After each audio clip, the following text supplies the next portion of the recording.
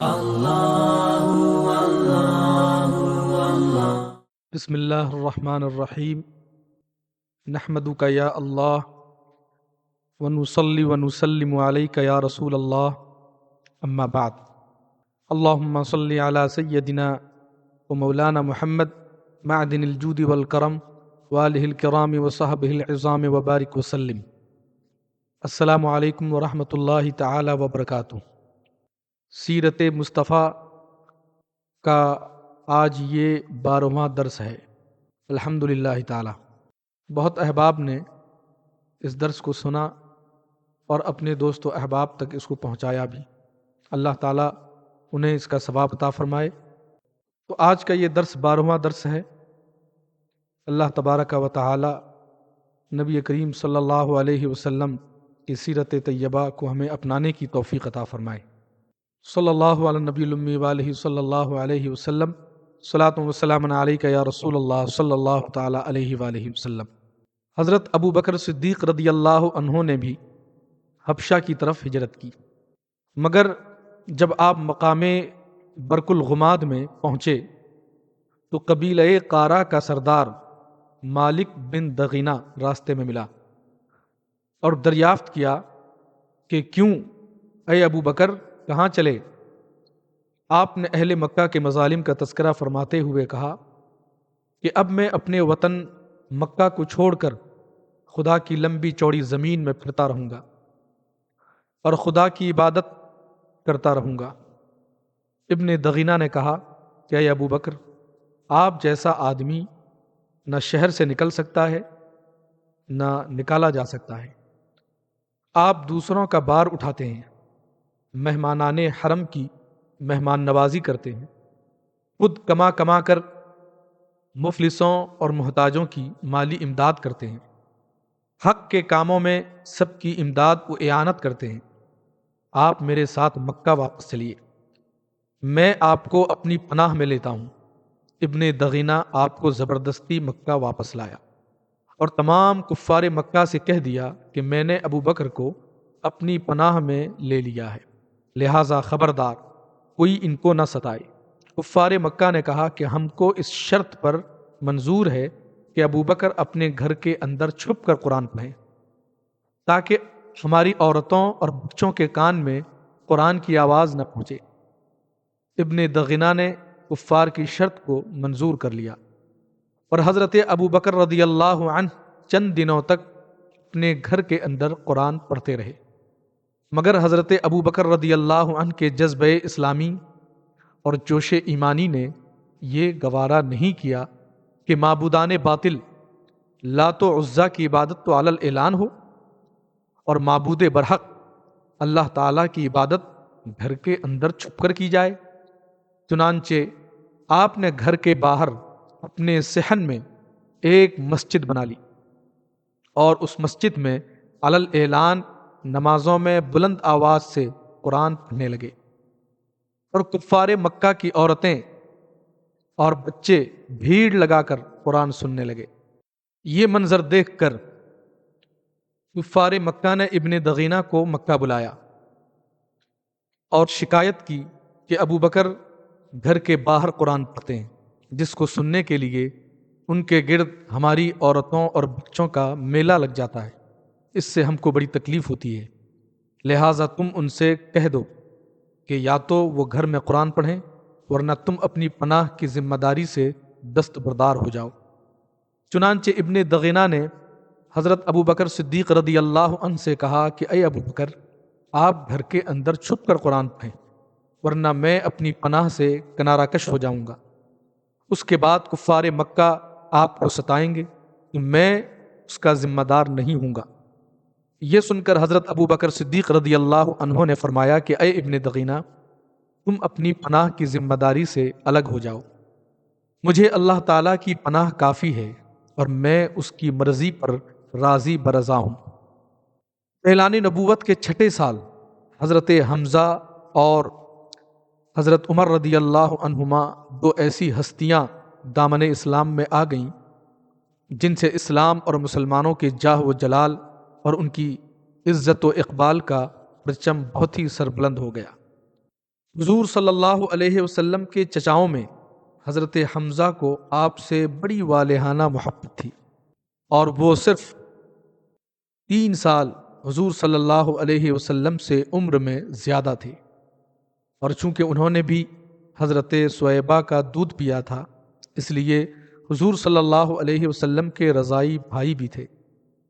حضرت حمزہ رضی اللہ عنہ بہت ہی طاقتور اور بہادر تھے، اور شکار کے بہت ہی شوقین تھے۔ روزانہ صبح سویرے تیر کمان لے کر گھر سے نکل جاتے، اور شام کو شکار سے واپس لوٹ کر حرم میں جاتے، خانہ کعبہ کا طواف کرتے، اور قریش کے سرداروں کی مجلس میں کچھ دیر بیٹھا کرتے تھے۔ ایک دن حسب معمول شکار سے واپس لوٹے تو ابن جدعان کی لونڈی اور خود ان کی بہن حضرت بی بی صفیہ رضی اللہ عنہا نے ان کو بتایا کہ آج ابو جہل نے کس طرح تمہارے بھتیجے حضرت محمد صلی اللہ علیہ وسلم کے ساتھ بے ادبی اور گستاخی کی ہے۔ یہ سن کر مارے غصہ کے حضرت حمزہ رضی اللہ عنہ کا خون کھولنے لگا۔ ایک دم تیر کمان لیے ہوئے مسجد حرام میں پہنچ گئے، اور اپنی کمان سے ابو جہل کے سر پر اس زور سے مارا کہ اس کا سر پھٹ گیا، اور کہا کہ تو میرے بھتیجے کو گالیاں دیتا ہے، تجھے خبر نہیں کہ میں بھی اسی کے دین پر ہوں؟ یہ دیکھ کر قبیلہ بنی مخزوم کے کچھ لوگ ابو جہل کی مدد کے لیے کھڑے ہو گئے۔ تو ابو جہل نے یہ سوچ کر کہ کہیں بنو ہاشم سے جنگ نہ چھڑ جائے، یہ کہا کہ اے بنی مخزوم، آپ لوگ حمزہ کو چھوڑ دیجیے۔ واقعی آج میں نے ان کے بھتیجے کو بہت ہی خراب قسم کی گالیاں دی تھیں۔ حضرت حمزہ رضی اللہ عنہ نے مسلمان ہو جانے کے بعد زور زور سے ان اشعار کو پڑھنا شروع کر دیا۔ حمدت اللہ حین ہدا فؤادی الی الاسلام والدین الحنیف، یعنی میں اللہ تعالیٰ کی حمد کرتا ہوں جس وقت کہ اس نے میرے دل کو اسلام اور دین حنیف کی طرف ہدایت دی۔ اذا تلیت رسائلہ علینا تحدر دمع الذل بالحصیف، یعنی جب احکام اسلام کی ہمارے سامنے تلاوت کی جاتی ہے تو باکمال عقل والوں کے آنسو جاری ہو جاتے ہیں۔ وَأَحْمَدُ مُصْطَفًى فِينَا مُطَاعٌ فَلَا تَغْشَوْهُ بِالْقَوْلِ الْعَنِيفِ، یعنی اور خدا کے برگزیدہ احمد صلی اللہ علیہ وسلم ہمارے مقتدی ہیں، تو اے کافرو اپنی باطل بکواس سے ان پر غلبہ مت حاصل کرو۔ فَلَا وَاللَّهِ نُسْلِمُهُ لِقَوْمٍ وَلَمَّا نَقْضِ فِيهِمْ بِالسُّيُوفِ، یعنی تو خدا کی قسم ہم انہیں قوم کفار کے سپرد نہیں کریں گے، حالانکہ ابھی تک ہم نے ان کفاروں کے ساتھ تلواروں سے فیصلہ نہیں کیا ہے۔ حضرت حمزہ رضی اللہ عنہ کے اسلام لانے کے بعد تیسرے ہی دن حضرت عمر رضی اللہ عنہ بھی دولت اسلام سے مالا مال ہو گئے۔ آپ کے مشرف باسلام ہونے کے واقعات میں بہت سی روایات ہیں۔ ایک روایت ہے کہ آپ ایک دن غصہ میں بھرے ہوئے ننگی تلوار لے کر اس ارادے سے چلے کہ آج میں اسی تلوار سے پیغمبر اسلام کا خاتمہ کر دوں گا۔ اتفاق سے راستے میں حضرت نعیم بن عبداللہ قریشی رضی اللہ عنہ سے ملاقات ہو گئی۔ یہ مسلمان ہو چکے تھے، مگر حضرت عمر رضی اللہ عنہ کو ان کے اسلام کی خبر نہیں تھی۔ حضرت نعیم بن عبداللہ رضی اللہ عنہ نے پوچھا کہ کیوں اے عمر، اس دوپہر کی گرمی میں ننگی تلوار لے کر کہاں چلے؟ کہنے لگے کہ آج بانی اسلام کا فیصلہ کرنے کے لیے گھر سے نکل پڑا ہوں۔ انہوں نے کہا کہ پہلے اپنے گھر کی خبر لو، تمہاری بہن فاطمہ بنت الخطاب اور تمہارے بہنوئی سعید بن زید بھی تو مسلمان ہو گئے ہیں۔ یہ سن کر آپ بہن کے گھر پہنچے اور دروازہ کھٹکھٹایا۔ گھر کے اندر چند مسلمان چھپ کر قرآن پڑھ رہے تھے۔ حضرت عمر رضی اللہ عنہ کی آواز سن کر سب لوگ ڈر گئے اور قرآن کے اوراق چھوڑ کر ادھر ادھر چھپ گئے۔ بہن نے اٹھ کر دروازہ کھولا تو حضرت عمر رضی اللہ عنہ چلا کر بولے کہ اے اپنی جان کی دشمن، کیا تو بھی مسلمان ہو گئی ہے؟ پھر اپنے بہنوئی حضرت سعید بن زید رضی اللہ عنہ پر جھپٹے اور ان کی داڑھی پکڑ کر ان کو زمین پر پٹخ دیا اور سینے پر سوار ہو کر مارنے لگے۔ ان کی بہن فاطمہ اپنے شوہر کو بچانے کے لیے دوڑ پڑی تو حضرت عمر رضی اللہ عنہ نے ان کو ایسا تماچا مارا کہ ان کے کانوں کے جھومر ٹوٹ کر گر پڑے اور ان کا چہرہ خون سے لہولہان ہو گیا۔ بہن نے صاف صاف کہہ دیا کہ عمر سن لو، تم سے جو ہو سکے کر لو، مگر اب اسلام دل سے نہیں نکل سکتا۔ حضرت عمر رضی اللہ عنہ نے بہن کا خون آلودہ چہرہ دیکھا اور ان کا عزم و استقامت سے بھرا ہوا یہ جملہ سنا تو ان پر رقت طاری ہو گئی اور ایک دم دل نرم پڑ گیا۔ تھوڑی دیر تک خاموش کھڑے رہے، پھر کہا کہ اچھا تم لوگ جو پڑھ رہے تھے مجھے بھی دکھاؤ۔ بہن نے قرآن کے اوراق کو سامنے رکھ دیا، اٹھا کر دیکھا تو اس آیت پر نظر پڑی، سبح للہ ما فی السماوات والارض وهو العزیز الحکیم۔ اس آیت کا ایک ایک لفظ صداقت کی تاثیر کا تیر بن کر دل کی گہرائی میں پیوست ہوتا چلا گیا اور جسم کا ایک ایک بال لرزہ پر اندام ہونے لگا۔ جب اس آیت پر پہنچے کہ آمنوا باللہ ورسولہ، سورہ حدید کی آیتیں ہیں، تو بالکل ہی بے قابو ہو گئے اور بے اختیار پکار اٹھے کہ اشہد ان لا الہ الا اللہ واشہد ان محمد رسول اللہ۔ یہ وہ وقت تھا کہ حضور اکرم صلی اللہ علیہ وسلم حضرت ارقم بن ارقم رضی اللہ عنہ کے مکان میں مقیم تھے۔ حضرت عمر رضی اللہ عنہ بہن کے گھر سے نکلے اور سیدھے حضرت ارقم رضی اللہ عنہ کے مکان پر پہنچے، دروازہ بند پایا، کنڈی بجائی۔ اندر کے لوگوں نے دروازے کی جھری سے جھانک کر دیکھا تو حضرت عمر رضی اللہ عنہ ننگی تلوار لیے کھڑے تھے۔ لوگ گھبرا گئے اور کسی میں دروازہ کھولنے کی ہمت نہیں ہوئی، مگر حضرت حمزہ رضی اللہ عنہ نے بلند آواز سے فرمایا کہ دروازہ کھول دو اور اندر آنے دو۔ اگر نیک نیتی کے ساتھ آیا ہے تو اس کا خیر مقدم کیا جائے گا، ورنہ اسی کی تلوار سے اس کی گردن اڑا دی جائے گی۔ حضرت عمر رضی اللہ عنہ نے قدم رکھا تو حضور صلی اللہ علیہ وسلم نے خود آگے بڑھ کر حضرت عمر رضی اللہ عنہ کا بازو پکڑا اور فرمایا کہ اے خطاب کے بیٹے، تو مسلمان ہو جا، آخر تو کب تک مجھ سے لڑتا رہے گا؟ حضرت عمر رضی اللہ عنہ نے بآواز بلند کلمہ پڑھا۔ حضور صلی اللہ علیہ وسلم نے مارے خوشی کے نعرے تکبیر بلند فرمایا اور تمام حاضرین نے اس زور سے اللہ اکبر کا نعرہ مارا کہ مکہ کی پہاڑیاں گونج اٹھیں۔ حضرت عمر رضی اللہ عنہ کہنے لگے کہ یا رسول اللہ، یہ چھپ چھپ کر خدا کی عبادت کرنے کے کیا معنی؟ اٹھیے، ہم کعبہ میں چل کر علل اعلان خدا کی عبادت کریں گے، اور خدا کی قسم میں کفر کی حالت میں جن جن مجلسوں میں بیٹھ کر اسلام کی مخالفت کرتا رہا ہوں، میں اب ان تمام مجالس میں اپنے اسلام کا اعلان کروں گا۔ پھر حضور صلی اللہ علیہ وسلم صحابہ کی جماعت کو لے کر دو قطاروں میں روانہ ہوئے۔ ایک صف کے آگے آگے حضرت حمزہ رضی اللہ عنہ چل رہے تھے اور دوسری صف کے آگے آگے حضرت عمر رضی اللہ عنہ تھے۔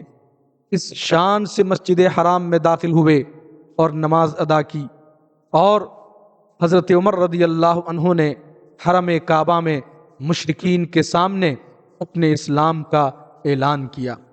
یہ سنتے ہی ہر طرف سے کفار دوڑ پڑے اور حضرت عمر رضی اللہ عنہ کو مارنے لگے، اور حضرت عمر رضی اللہ عنہ بھی ان لوگوں سے لڑنے لگے۔ ایک ہنگامہ برپا ہو گیا۔ اتنے میں حضرت عمر رضی اللہ عنہ کا ماموں ابو جہل آ گیا۔ اس نے پوچھا کہ یہ ہنگامہ کیسا ہے؟ لوگوں نے بتایا کہ حضرت عمر رضی اللہ عنہ مسلمان ہو گئے ہیں، اس لیے لوگ برہم ہو کر ان پر حملہ آور ہوئے ہیں۔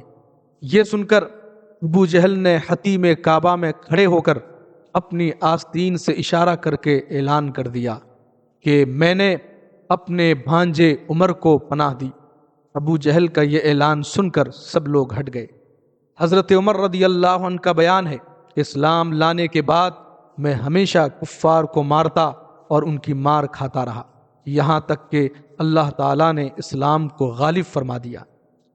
حضرت عمر رضی اللہ عنہ کے مسلمان ہونے کا ایک سبب یہ بھی بتایا گیا ہے کہ خود حضرت عمر رضی اللہ عنہ فرمایا کرتے تھے کہ میں کفر کی حالت میں قریش کے بتوں کے پاس حاضر تھا، اتنے میں ایک شخص گائے کا ایک بچھڑا لے کر آیا اور اس کو بتوں کے نام پر ذبح کیا، پھر بڑے زور سے چیخ مار کر کسی نے یہ کہا کہ یا جلیح امر نجیح رجل فصیح یقول لا الہ الا اللہ۔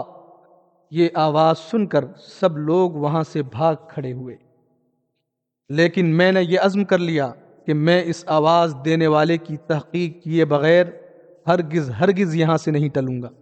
اس کے بعد پھر یہی آواز آئی کہ یا جلیح امر نجیح رجل فصیح یقول لا الہ الا اللہ، یعنی اے کھلی ہوئی دشمنی کرنے والے، ایک کامیابی کی چیز ہے کہ ایک فصاحت والا آدمی لا الہ الا اللہ کہہ رہا ہے، حالانکہ بتوں کے آس پاس میرے سوا دوسرا کوئی بھی نہیں تھا۔ اس کے فوراً ہی بعد حضور صلی اللہ علیہ وسلم نے اپنی نبوت کا اعلان فرمایا۔ اس واقعہ سے حضرت عمر رضی اللہ عنہ بے حد متاثر تھے، اس لیے ان کے اسلام لانے کے اسباب میں اس واقعہ کو بھی کچھ نہ کچھ ضرور دخل ہے۔ حضرت عمر رضی اللہ عنہ کو جب کفار مکہ نے بہت زیادہ ستایا تو عاص بن وائل سہمی نے بھی آپ کو اپنی پناہ میں لے لیا، جو زمانے جاہلیت میں آپ کا حلیف تھا۔ اس لیے حضرت عمر رضی اللہ عنہ کفار کی مار دھاڑ سے بچ گئے۔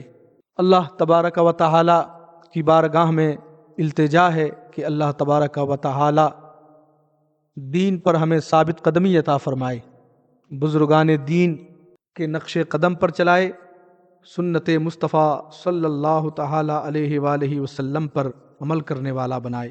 وآخر دعوانا ان الحمد للہ رب العالمین۔